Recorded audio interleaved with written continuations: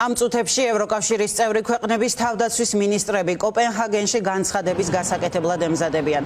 არაფორმალურ შეხვედრაზე განხილვის მთავარი თემა ევროპის უსაფრთხოება და რუსეთის აგრესიული ომის შეჩერების საკითხებია.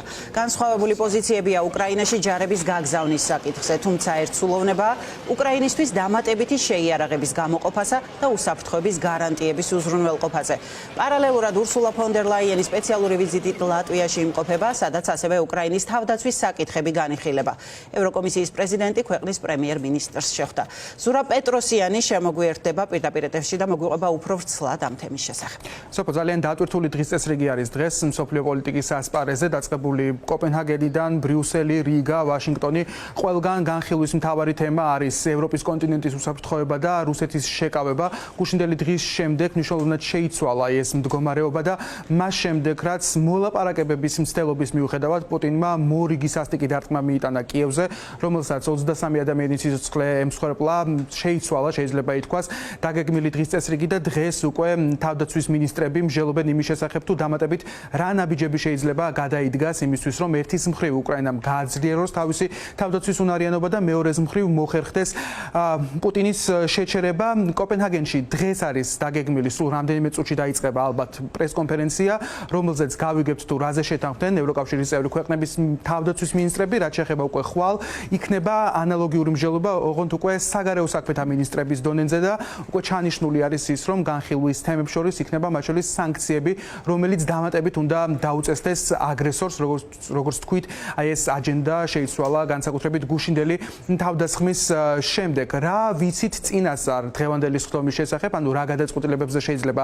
იმსჯელონ თავდაცვის მინისტრებმა, ეს არის ის, რომ ქვეყნები ცალ-ცალკე და ერთად ევროკავშირი აძლიერებს ხარჯებს, რომელიც გაწეული იქნება ქვეყნის და ზოგადად ევროპის კონტინენტის თავდაცვის უნარიანობის გასაზრდელად. გარდა ამისა, უკრაინა უნდა იყოს უზრუნველყოფილი უსაფრთხოების გარანტიებით, ეს იქნება და იყო უпростоრად მსჯელობის საგანი და აი აქ არსებობს გარკვეული განსხვავებები ქვეყნებს შორის, მაგალითად ზოგიერთი ქვეყანა ამბობს, რომ უნდა გაიგზავნოს ჯარები, რომლებიც უშუალოდ იქნებიან ჩართული ფრონტის ხაზზე უკრაინის თავდაცვაში, მაგრამ ქვეყნების ნაწილი ამბობს, რომ მათ შეუძლიათ რომ გააგზავნონ შეიარაღება, მაგრამ არა ჯარები, როგორ გადაწყდება ეს საკითხი, ესეც ფაქტობრივად რამდენიმე წუთში გახდება ცნობილი. დამატებით ასევე გავიგეთ ის, რომ ევროკავშირი თავის მხრივ მიმართავს კიდევ ახალ პაკეტს დახმარებისა, რომელიც ასევე მოხმარდება განსაკუთრებით უკრაინის ცის დაცვას, ვინაიდან გუშინ თავდასხმა, სწორედ სარაკეტო თავდასხმას ჰქონდა ადგილი და ასევე დრონებით, რომლებსაც აქტიურად იყენებს რუსეთი უკრაინის ტერიტორიების დასაბომბად. რადგან გეოპოლიტიკური სიტუაცია მოითხოვს ჩვენი თავდაცვის გაძლიერებას, მოხარული ვარ, რომ კიდევ ერთხელ გამოვყოფთ მეტ თანხებს ამისთვის. დანია 2026 წლის ბიუჯეტში დამატებით 10 მილიარდ კრონას გამოყოფს თავდაცვის ხარჯებსა და უკრაინის მხარდაჭერისთვის. როდესაც ჩვენ ვუჭერთ მხარს უკრაინას, ეს მხოლოდ მათ უსაფრთხოებას არ ეხება. ეს მთელი ევროპის უსაფრთხოების საკითხია. სამშვიდობო მოლაპარაკებების იმედიც ჰქონდა რუსეთის მხრიდან მოუმწიფებლობა. ჩვენ ვხედავთ რა ხდება უკრაინაში. გუშინ კიევში სარაკეტო თავდასხმის შედეგად 23 ადამიანია მოკლული. ის, რასაც პუტინი აკეთებს, ცხადია, რომ დროის მოპარვა. იმისთვის, რომ მეტი ადამიანი მოკლას, ჩვენ ვრჩებით ჩვენს პოზიციაზე, რომ უკრაინისთვის საუკეთესო უსაფრთხოების გარანტიები იქნება უკრაინის წევრობა ნატოში, მაგრამ რადგან ამას დრო სჭირდება, ჩვენ უნდა მოვიფიქროთ რაიმე სხვა გამოსავალი. ესტონეთმა მსურველთა კოალიციის პირველივე შეხვედრაზე განაცხადა, რომ მზად არის კონტრიბუციისთვის უკრაინის დასახმარებლად.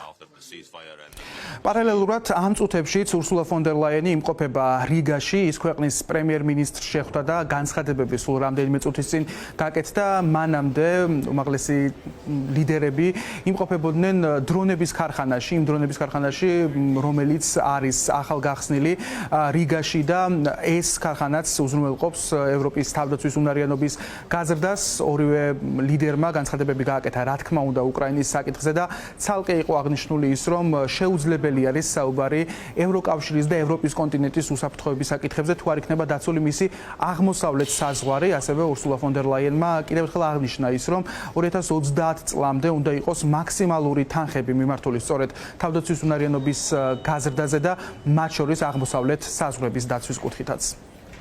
სამწუხაროდ ჩვენ ვერ ვხედავთ რუსეთის რეალურ სურვილს, რომ დაასრულოს ომი. ასევე ჩვენივე ისტორია გვასწავლის, რომ მოსკოვს მხოლოდ ძალის ესმის.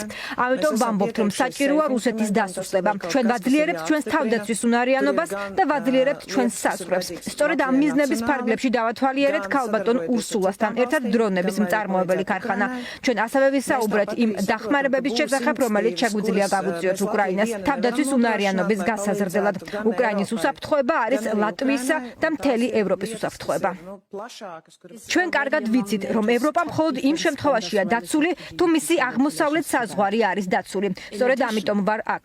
ლატვიისა და ზოგადად ბალტიის ქვეყნების წუხილი არის რეალური და ამას რუსეთის ბრუტალური ომი აგერ უკვე მეოთხე წელია ადასტურებს. პუტინი არის მტაცებელი და ლატვია მეც ძალიან კარგად იცის. უკრაინის თავდაცვა და სიძლიერე ეს არის ჩვენი პირადი სიძლიერე და სწორედ ეს არის 800 მილიარდიანი თავდაცვითი გეგმის ლოგიკა, რომელიც 2030 წლამდე მოვა სისრულეში. და ამ ფონზე რა პასუხი აქვს რუსეთს? დამატებითი განმარტებები დღეს გააკეთეს როგორც რუსეთის საგარეო საქმეთა სამინისტროში, ასევე პუტინის პრესპიკერმა. რუსეთი პრინციპში პოზიციებს არ იცვლის, აქ საუბარი არის იმაზე, თუ რას ითხოვს პუტინი, ეს აქამდეც კარგად ცნობილი იყო, ეს არის ტერიტორიების დათმობას, ასევე დღეს მარია ზახაროვამ გააჟღერა კარგად ნაცნობი სიტყვები, რომელთაც დაიწყო ომი, ეს არის დემილიტარიზაცია, დენაციფიკაცია და ასევე ის მოითხოვს რუსულენოვანი მოსახლეობის უფლებების ეგრეთ წოდებულ დაცვას უკრაინაში. გარდა ამისა, ამ განცხადებებიდან გავიგეთ ის, რომ რეალურად პუტინი ახლა დროის მოგებას ცდილობს, ოფიციალურად ისინი აცხადებენ, რომ მზად არიან შესახვედრად ვოლოდიმერ ზელენსკისთან პირისპირ, თუმცა ამბობენ, რომ ეს შეხვედრა კარგად უნდა მომზადდეს და პოზიციები, რომელიც აქვს რუსეთს, აუცილებლად უნდა იყოს გათვალისწინებული. წინააღმდეგ შემთხვევაში დიმიტრი პესკოვი ამბობს, რომ ამ შეხვედრას არანაირი შედეგი არ ექნება. სამშვიდობო შეთანხმება უნდა ითვალისწინებდეს უკრაინის დემილიტარიზაციას, დენაციფიკაციას და ნეიტრალურ სამხედრო კავშირებისგან და ბირთვული იარაღისგან თავისუფალი სტატუსის განსაზღვრას. ასევე დოკუმენტი უნდა მოიცავდეს არსებული ტერიტორიული სტატუს-კვოს აღიარებასა და რუსული ენისა და რუსულენოვანი მოსახლეობის უფლებების უზრუნველყოფას, ასევე კანონიკური მართლმადიდებელი მოსახლეობის დაცვას. ასე რომ უსაფრთხოების გარანტიებში უნდა იყოს ხაზგასმული საკითხები, რომლებიც პირდაპირ კავშირშია რუსეთის უსაფრთხოებასთან და არა უკრაინის შეიარაღებულ ცხოველად ქცევა. ცხოველად, თუ არ ვიცი როგორ თქვა ურსულა ფონ დერ ლაიენმა, ხო, ფოლადის მაჩვსყარბად.